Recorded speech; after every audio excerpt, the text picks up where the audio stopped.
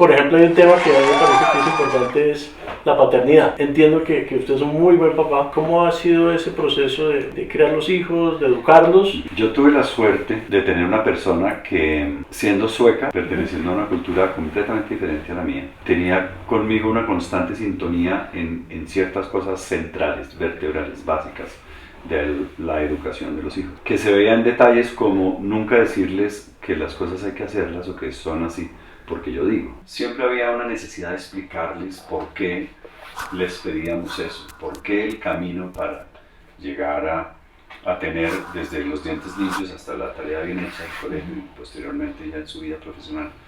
Era ese camino y no simplemente porque dogmáticamente nosotros les decíamos. Esa es una gran fortuna. Incluso nos separamos relativamente temprano, pues siempre estuve muy compenetrado con la parte diaria de la vida. Yo creo que uno pierde los hijos en la medida en que solo quiera tener hijos como padre separado. En un plan de mera recreación, yo iba muchas veces allá a acostarlos a dormir, a ayudarles en la tarea y si se habían cortado en una caída en el colegio, etc. Creo que eso es lo primero. Lo segundo es que yo sí soy muy afortunado, yo me considero muy, muy afortunado. Porque si bien hemos hecho las cosas de alguna forma bien, que ahora vemos que nuestros hijos son exitosos, porque lo son los dos, pero es que realmente son dos seres humanos muy especiales. Es una mezcla de las dos cosas. Todas las etapas de padre son cumbres, ¿no? No hay una que uno diga, en este punto de la vida de un chico hay que estar pendientes, todas son. Y entonces a uno siempre le preguntan, pero cuando el niño aprende a caminar, después cuando empieza a tener uso de razón y a tener una autonomía, ya hacia los 8 años y tal, o cuando la adolescencia, que es tan difícil, que hay una cantidad de amenazas que vienen de afuera, y después yo nunca sentí tener una etapa difícil. Para mí fue muy fácil, todo con ellos. Hay un momento que me iba quedando grande, que fue dejarlos ir. Mi hija se casó hace 15 días. Y yo tengo una banda, entonces iba a tocar en la fiesta. Entonces era lejos de Bogotá y no tenía tiempo de ir a la prueba de sonido, que fue al mediodía, y volver a Bogotá. Entonces me vestí en la habitación de al lado, donde está esto en una finca, y ella estaba, pues, todo el ritual de vestir a la novia, maquillarla y arreglarla. Y ella me dijo, no quiero que me veas sino cuando ya esté lista. Y en un momento me dijo, ya, desde la habitación de al lado, me gritó, papá, estoy lista. Y entonces entré yo, y cuando la vi vestida de novia y en esa investidura en la que ya está diciéndole a uno a gritos, la imagen se fue. Ella se fue hace rato de mi vida. 5 años vive fuera de Colombia y yo he vivido por un lado y por el otro y hace tiempo que no vivo con ella. Pero es esa cosa que culturalmente uno tiene taladrada en la cabeza, que cuando ella se casa se va. Y me dio como si me hubieran dado un batazo en la espalda y me puse a llorar. Me tuve que ir a meterme a un baño unos segundos. Y con mi hijo también, cuando ya como que salió de la universidad, empezó a funcionar. Ese momento de dejarlos ir me dio durísimo. Es el único momento de la educación que me ha dado duro. Permíteme, te pregunto una cosa respecto, digamos, al momento de cuando ellos ya terminan su universidad, ¿sí? Tú seguiste interviniendo un poco en orientarlos por dónde seguir, porque tú sabes que la gente termina la universidad y muchas veces igual todavía no está ubicado para dónde quiere ir, qué es lo que quiere hacer realmente. Entonces, sí. ¿Hasta dónde fuiste tú en ese proceso? Voy a devolverme un poquito en el tiempo, y es que cuando estaban entre el colegio, saliendo del colegio, con los dos me pasó lo mismo. Ambos querían estudiar cosas diferentes a las que estudiaron ahora. Y yo pensé que cuando los muchachos, cuando las personas quieren ser profesionales, empiezan a examinar mucho el objeto de estudio, si es la ciencia, si es las humanidades, si es un tema de administración de empresas, finanzas, de todo lo que hay, arte.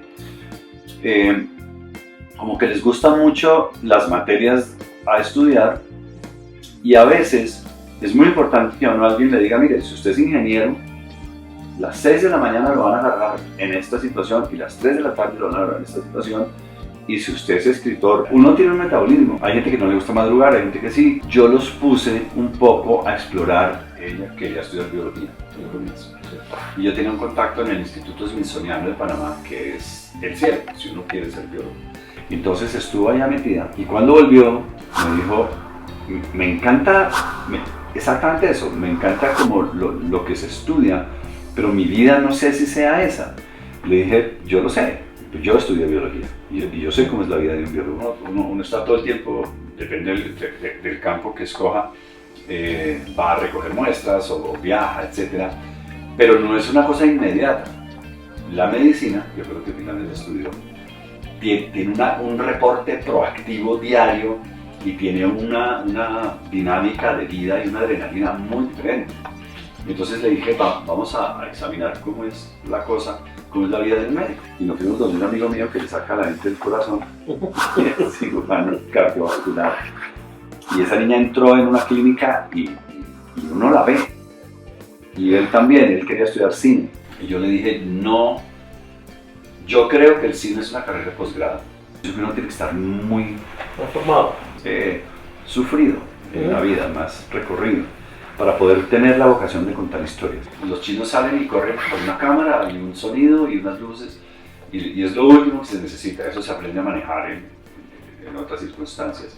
Pero realmente si tú tienes la vocación de contar historias como director de cine, uno le ve la vena. Y entonces yo no se la vi mucho. Entonces le dije, agarra este laptop y esta cámara, una cámara que tengo yo ahí.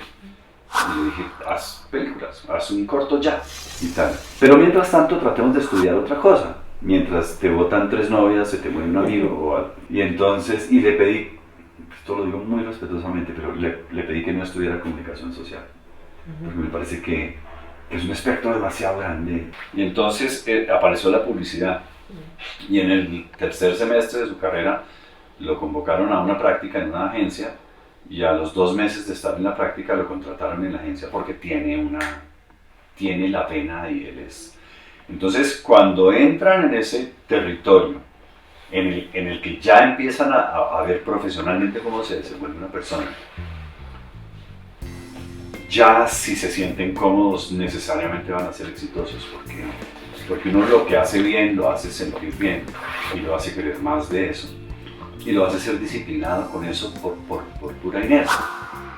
Ahora, respecto al futuro, viendo todo esto que está pasando, digamos, hablando del ser inteligente, cómo el ser humano va a poder intervenir su evolución, ¿tú eres optimista, pesimista de lo que va a pasar? Digamos, todo parece indicar que en los próximos 50, 100 años, digamos, el mundo va a ser radicalmente diferente. Radicalmente diferente. Yo creo que ya no tiene reversa muchas cosas, como los arrecifes de coral. El océano, el mar, es una cosa que yo no veo por dónde va a salir. Y lo digo porque me impresiona lo tarde que reaccionamos a todo. Aparentemente Sapiens es ese que tiene ese poder de visualización de lo no existente, y por lo tanto debería visualizar los problemas que todavía no han llegado y prever su solución. De hecho, es la definición de inteligencia. Sí, un perro sale, se moja y se entra 10 veces. Un ser humano mira, ve que está lloviendo, espera que escampe y sale. Pero nosotros no tenemos ese poder de visualización. Es impresionante cómo uno todavía tiene que explicarle a la gente, oye, no te comas el mero porque es que se están acabando. No. Y la solución no es dejar de comer mero, la solución es participar de la legislación y votar por un senador que entienda lo que, sí, un poco el tema de los toros, que no tiene que ver con el gran éxito del ser humano, pero digamos que ahí es donde se van a seguir agarrando y pues que entonces que cada uno haga lo que quiera, entonces que no, lo que tiene que pasar es que haya un debate y en el Senado se resuelve el tema, ¿no? En el Congreso, pues de alguna manera se resuelve el tema y se legislará, y los que no les gustó se tendrán que aguantar, igual que se aguantan tener que pagar impuestos o cualquier otra resolución que hay. En el tema de cómo viene el futuro en el asunto ecológico, pues hay una cantidad de ejemplos que nosotros tendríamos que visualizar y que tendríamos que haber visualizado muchísimo antes. Es que a mí me impresiona cuando salen en radio, diciendo las cifras de no sé qué, del calentamiento o el cambio climático, las cifras de deforestación son impresionantes. Sí, pues que todos sabíamos que iba a pasar. El tema más absurdo es que el mundo se demoró no sé cuántos años en lograr el Acuerdo de París. Y viene el amigo Trump y se sale el Acuerdo de París después. No, y la semana pasada hizo una resolución en que se vale tirarle los residuos de la minería a las vertientes de los ríos. Sí, pero lo que yo me pregunto es si el país que es, digamos, el líder, que lidera la civilización humana, sabiendo lo que está pasando y hace lo que está haciendo, pues es como un suicidio anunciado, ¿no? Y eso tiene mucho que ver con el tema filosófico religioso, porque la posición apocalíptica de los gringos, de republicanos recalcitrantes, es esa. Esto ya se va a reventar, entonces disfrutémoslo mientras dure. Es un poco esa la posición, ¿no? Y es tremendamente populista. Lo que le interesa es que no sé cómo se llamará, el presidente de la Asociación de Mineros del sindicato de whatever, se pare ahí y le diga que es un genio y que es un dios y que los ha socorrido. Y no están planeando una transición dinámica hacia otras energías, que Obama sí lo estaba haciendo. Yo lo que no sé cómo va a ser es cuando llegue o cuándo va a llegar el momento en que el tema del medio ambiente sea universal hasta el punto en que un país tenga derecho a pedirle cuentas a otro. Yo creo que Colombia le va a tener que rendir cuentas por la calidad del combustible que nosotros hemos utilizado. El diésel que nosotros usábamos hasta hace 2 años fue que se cambió un poquito el parámetro de las partes por billón de azufre, no sé qué, del diésel. Pero hasta eso se importaba una porquería de combustible. Y sigue siendo un problema de los transportadores, que si no chatarrizaron, que si entonces Ecopetrol, que si entonces seguimos con la política extractiva o no. Y eso es mundial. Va a llegar un momento en que los países van a tener que rendirle cuentas, que era lo que le vendían a uno. Cuando uno estaba chiquito, uno veía las películas sobre el futuro, ¿no? Uh-huh. Y los carros volaban, y los gobiernos eran esos señores súper sabios. La ONU se supone que es eso. No, nunca lo fue, porque por eso, por ese antropocentrismo y ese egocentrismo en que cada cual jala para su lado.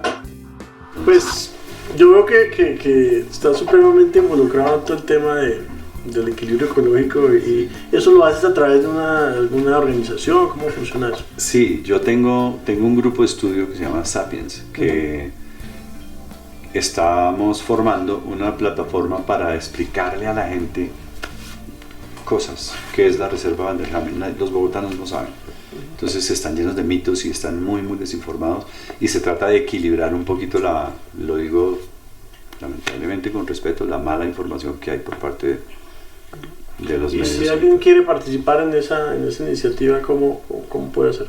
Va a haber una página. Sí, vamos a empezar con una página que se llama Sapienscol.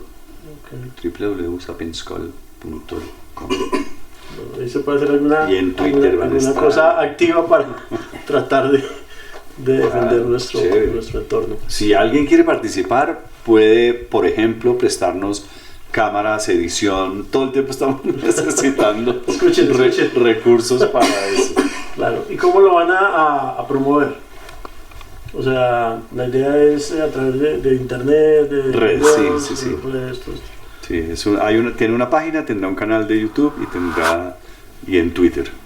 Bueno. Y en Instagram va a estar.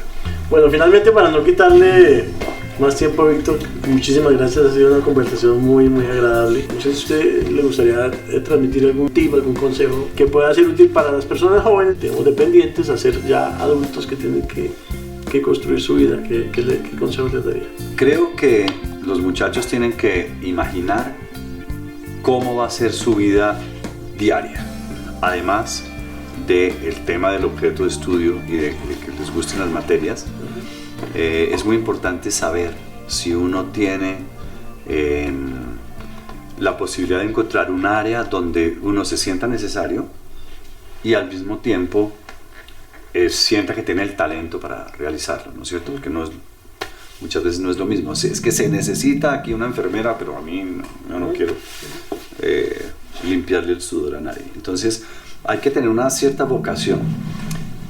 Y creo que se puede ver más fácil si uno logra abrirle el espectro a las profesiones. Por ejemplo, acabo de poner el ejemplo de un hospital. En un hospital no solo hay médicos, hay una cantidad de disciplinas. Yo puedo manejar una máquina de rayos X, puedo manejar un escáner, puedo manejar la contabilidad. Tratar de buscar cómo ubicarse desde antes de ser médico y que le toque a uno conformarse, porque no hay plazas, con algo que no está a la altura de las expectativas. Y hay muchas carreras intermedias que son interesantes. El hijo de una amiga mía quiere ser DJ y ese niño no tiene que ir al colegio si no está noveno. Y ya arranca y después se vuelve como un poco ingeniero de sonido, puede montar un estudio, puede terminar estudiando música por otro lado.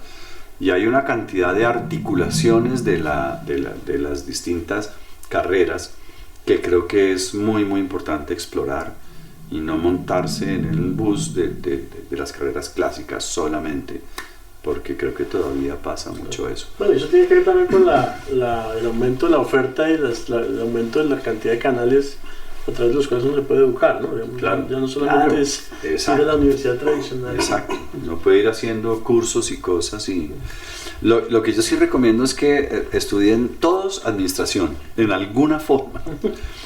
Hay una cantidad de cosas que a mí me puede fascinar. Yo puedo ser un genio para construir patinetas y tablas de surfear y poner una fábrica de esa vaina. Pero yo tengo que saber no solamente cómo se anda en patines, tengo que saber administrar, tengo que saber manejar cierto tipo de cosas de emprendimiento. Si es bueno que aprenda administración, algo de ingeniería industrial, un poco también. Pero creo que hay muchas cosas que son, es que llamarlas intermedias es ofensivo, pero sí, pero son más especializadas, más específicas. Exacto. Mi hija, por ejemplo, estudió en Australia y el bachelor dura 3 años, no son 5, el bachelor dura 3 años.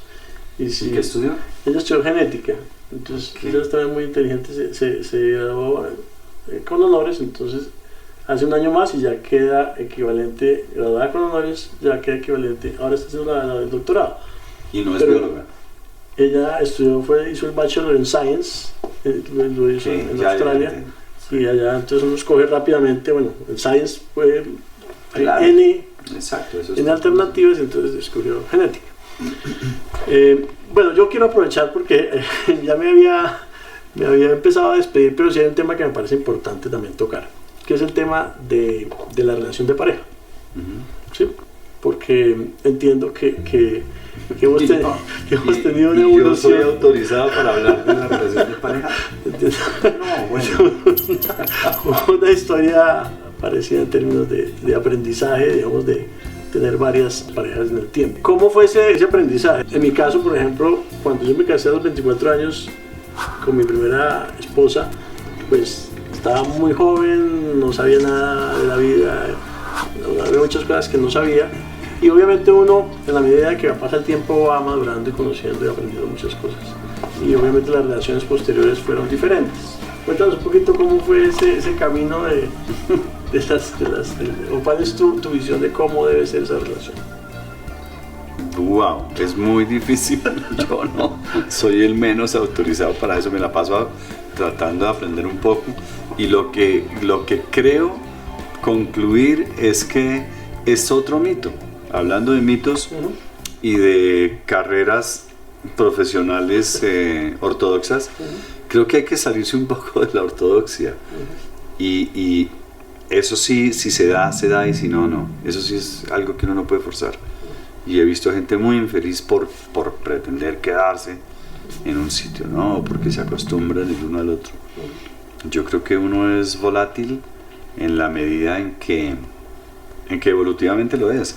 Pero hay un momento en que al final del día, al final del diario vivir de una jornada de trabajo, es rico.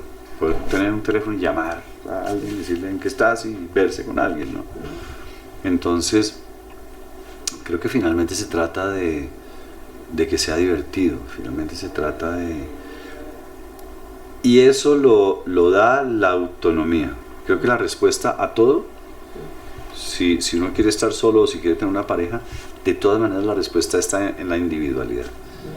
Las parejas que se amalgaman y se vuelven una sola masa juntos se terminan fracasando, terminan no tolerándose, ¿no?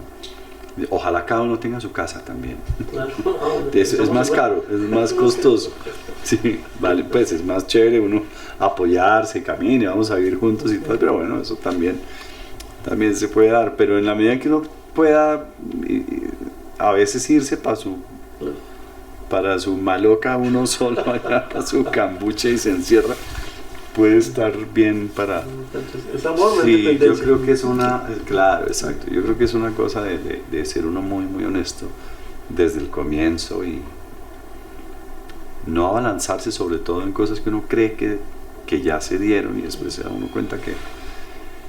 La respuesta siempre la tiene Darwin y es cuando uno llega en un matrimonio o en una pareja a concluir que un ratón puede ser grisecito o blanquito o tener la colita más larguita o las orejitas, pero no va a ser verde ni va a tener branquias.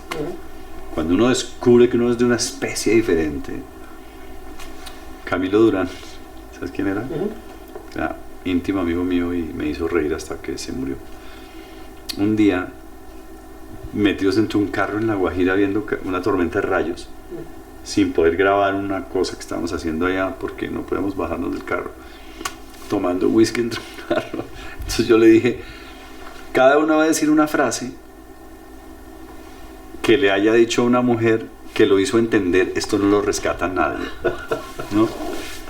Una frase que uno ya dijo, esta vaina, yo con esta persona no puedo vivir.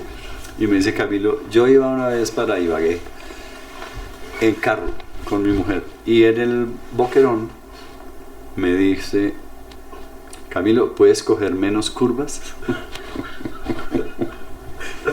Yo dije, esa vaina es enciclopédica. O sea, uno no puede vivir con una persona que dice eso. Y empezamos a hacer una lista larguísima. Y es eso. Llega un momento que uno dice, no, yo puedo cambiar. Sí, no dejo más pelos en el lavamanos y no te cuelgo los calzones de la llave del agua caliente. Pero hay cosas que ya son irreconciliables, ¿no? Entonces yo creo que lo que le pasa a uno muchas veces es que uno se tarda en descubrir qué es modificable, qué es acomodable, en qué puede uno ser generoso y cosas que uno dice, no, yo a esto no me acostumbro. A mí hay cosas que me desarman como la agresión, por ejemplo, la gente agresiva no soy capaz.